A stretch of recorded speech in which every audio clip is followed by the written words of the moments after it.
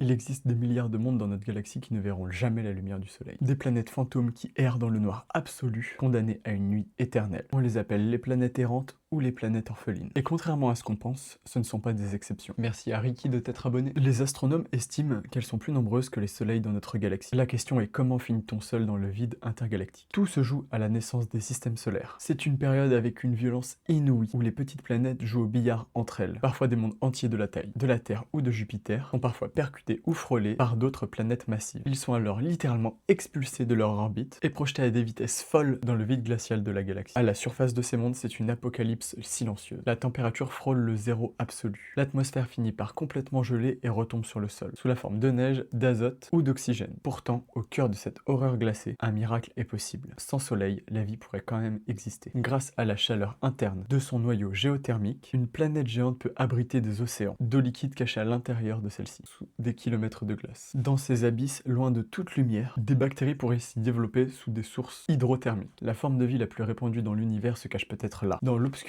la plus totale dans ces géants vaisseaux de pierre. Si vous voulez continuer d'explorer ces mondes invisibles, n'hésitez pas à vous abonner.